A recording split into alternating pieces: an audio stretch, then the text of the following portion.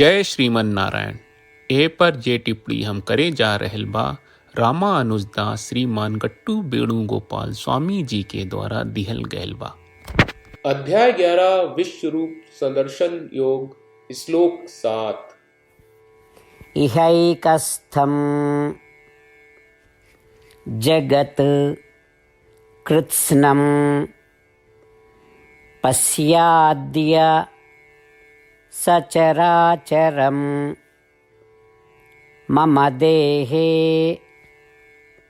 गुडाकेश यच्चान्यत्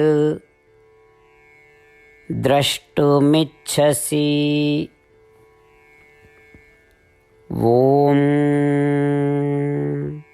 गीताचार्य श्री कृष्ण परमात्मा अर्जुन समेत हमनी सबके विश्व रूप संदर्शन योग सिखा रहल बानी। परमात्मा कह रहल बाड़े, हे अर्जुन, पूरा ब्रह्मांड के हमार विश्व रूप आ सार्वभौमिक रूप देखी।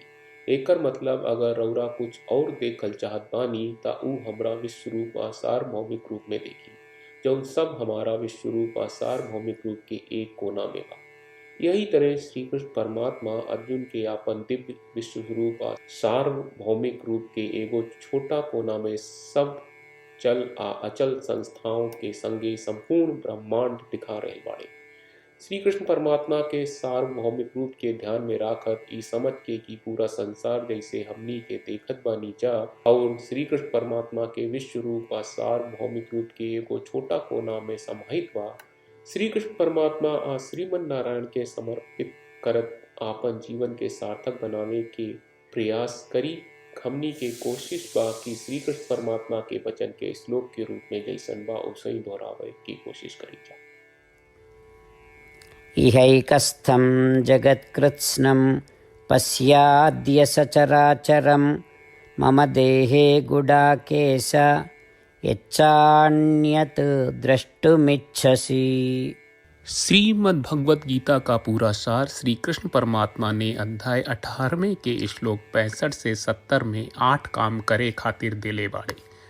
श्री कृष्ण कहले, हम ओ लोगन से प्रेम करनी जो लोग इन 8 बातन के मान तारे।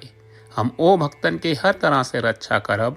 श्री कृष्ण परमात्मा के द्वारा बोलल गईल संपूर्ण भगवत गीता सुनला के बाद अर्जुन कहले, करिष्ये वचनम त्वा, जेके मतलब बा, कृष्ण मैं उही करब जौन आप कही।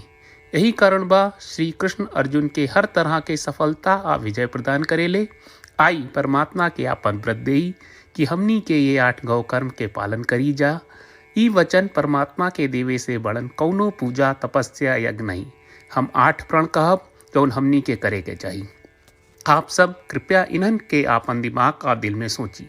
श्री कृष्ण के आपन वचन देवे के ई तरीका में हमनी सबकी कल्पना करे के चाहिए कि श्री कृष्ण का चेहरा खुशी से चमकत बा और खुशी के एहसास करत बा। जय श्रीमन नारायण। यहाँ हमनी के 8 वादा बा। हमनी के पहला वादा, हे श्रीमन नारायण, आपका निर्देश के मुताबिक हम हमेशा तोहार ध्यान करब और तोहार बारे में सोचब। हमनी के दूसर वादा, हे श्रीमन नारायण, आपका सलाह का अनुसार हम हमेशा आपका भक्त रहब। हमनी के तीसर वादा, हे श्रीमन नारायण, हम आपन सब काम तोहरा सेवा के रूप में और तोहरा संतुष्टि खातिर करब। हमनी के चौथा वादा, हे श्रीमन नारायण, जैस की आप माने के कहले रहलू, हमरा बहुत विश्वास बा कि हम आपके होई और हम हमेशा आपन दोनों हाथ जोड़ के आपके नमस्कार करब और आपकी पूजा करब। हमनी के पांचवा वादा, हे श्रीमन नारायण, हमरा के तोरा बात माम एकम शरणम ब्रज 1866 याद कहले, जहां आप हमरा के आपन का अर्पित करे का कहा। श्रीमन नारायण, मैं हमेशा तोहरे शरण में रहब।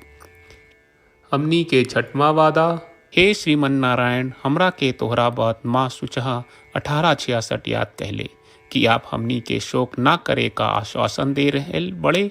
हम अब और शोक ना करब।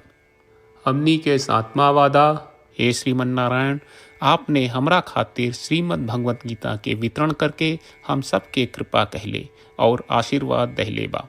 हम वादा करत बानी कि रोजाना कम से कम 1 श्लोक पढ़ब या सुनब। हमनी के 8वां वादा, हे श्रीमन नारायण, आप गीता के पूरा मानवता तक ले गयलू। हम गीता में आपके दिव्य वचन के उन भक्तन तक पहुँचावे के प्रयास करब जे गीता से अपरिचित बा।